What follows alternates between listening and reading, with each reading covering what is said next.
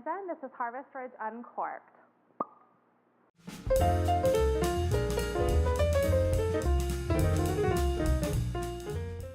Hello and welcome to the premiere of Harvest Ridge Uncorked. For the next few months, my friends and I at the winery will be taking you behind the scenes at Harvest Ridge. We'll show you what it takes to run the events and manage a winery. First up, let's see what we've been up to this summer.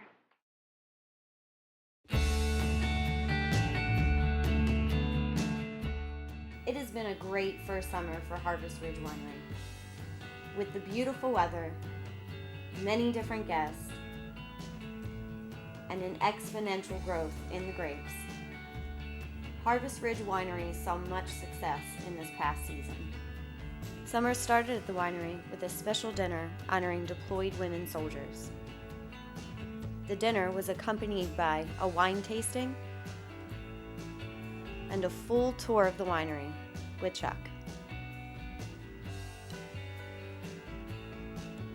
Harvest Ridge also celebrated Memorial Day with a barbecue for its guests. Customers enjoyed food, games, and of course wine all weekend long. In June, Harvest Ridge brought a taste of the winery to Ocean City, Maryland at the Wine in the Park Festival. Many new friends were made, and many wines were shared. Great music was a big part of all the events at Harvest Ridge Winery. Many talented musicians came out to entertain the guests.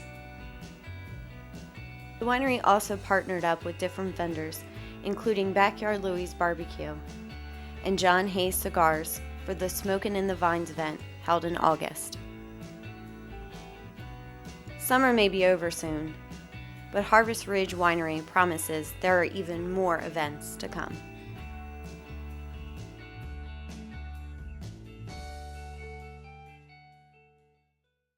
Summer may be over soon, but Harvest Ridge Winery's biggest event is yet to come. We'll be holding our Harvest Festival to stomp out childhood cancer on September 27, 2014 from 12 to 5 p.m. Proceeds will be donated to Nemours Alfred I. DuPont Hospital Children's Oncology Program.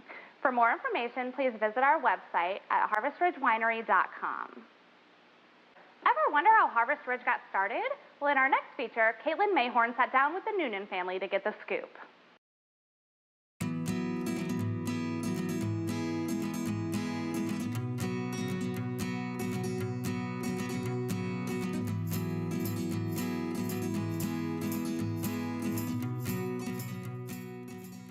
Just a few short years ago, Harvest Ridge Winery was only a dream for the Nunan family.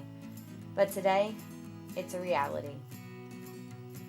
From award-winning wines to Harvest Ridge's loyal customers, this winery has seen much success in its first year.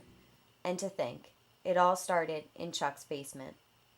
I've been a basement winemaker for 17 years. Our son Chip got married down in Charleston, and we had a free day. My wife asked me, she says, "Hey, there's a winery, let's go visit it." Her and I drove out to the middle of nowhere. We sat, we drank wine, we enjoyed ourselves, and she turned to me and she said, "We could do this." And I said, "We sure could," and that was all it took. Chuck's son Chip was also on board. He came to me with the idea, and I thought it'd be a fantastic idea, so it was something new, different, and exciting. With the family on board, Chuck was ready to get started. The steps involved that we did in order to get Harvest Ridge Winery up and running was, first we had to come up with laying out the vineyards and putting a master plan in place. We planted our first grapes 5 years ago. That was Viognier, Chardonnay, Melback, Merlot. Each year since then, we have planted additional grapes. Last year was our first harvest. In planning the building, we Googled Delaware General Store, and that's where we started. That was the front of the building, and the rest is all history. A key player in the history of Harvest Ridge is found right in the tasting room. All of our wines, whether they be sweet, dry, red, or white, are exceptional. My favorite would be the Melback. It's absolutely spectacular. But for Chuck, there's more to it. Our biggest success Besides 40 years of marriage to my wife, Chris, and 3 great boys and wonderful grandchildren and daughter-in-laws, is enjoying watching other people grow. Seeing our tasting room manager, Lindsay, developing her management skills. Milan, growing as a winemaker. Chip, taking on the overall role of general manager. What I get most pleasure out of is seeing other people grow. For the Nunan family, managing the daily operations for the winery has always been a team effort.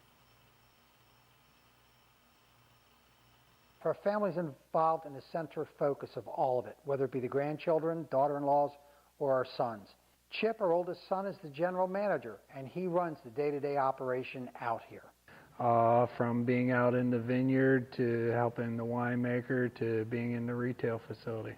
Right, so you do a little bit of everything. A little bit of everything, yes. Yeah.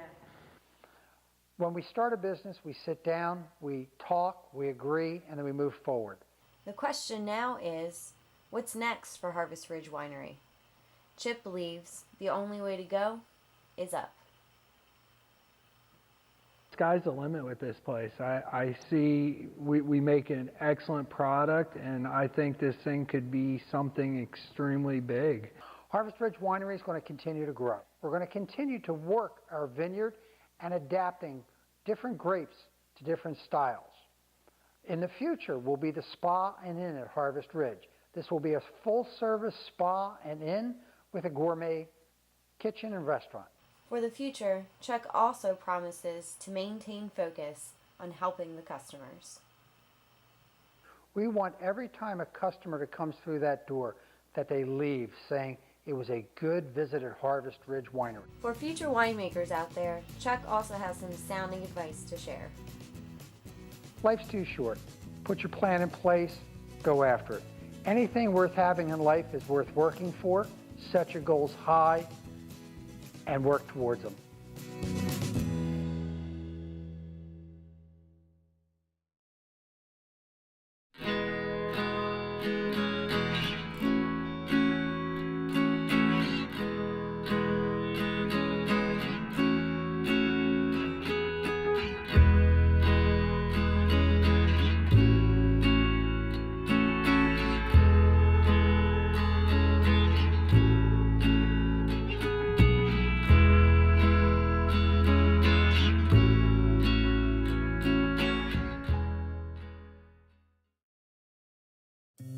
And now for a wine moment with Milan. Today's topic, wine color. So during the fermentation, one of the great examples of what actually happens to the grapes themselves is there's a lot of color extraction, tannin extraction, and flavor extraction. Here we have a great example. We have 2 different wines made from the same grape during the same vintage. We have Chambourcin for our full-bodied red Chambourcin. It was fermented on the skins. Essentially, the skin was in the grape juice for 3 weeks, and that's what gives it the full-bodied red character and a lot of color to it as well. In our blush version of the Chambourcin, the Country Bloom, we actually pressed the grapes right away, so it was not fermented with the skins, and it actually has a lighter color, has less tannins, it's less drier, and it's completely different, even though the 2 products were made from the exact same grapes from the same vineyard. This has been a wine moment with Milan. Thank you for tuning in to Harvest Ridge Uncorked. In our next episode, we'll present you with our wine of the month and introduce you to our Harvest Ridge team, like Steph here. Cheers.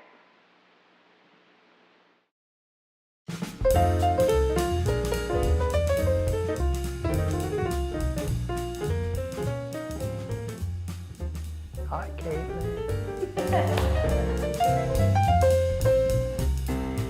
Look at the beautiful winery out there.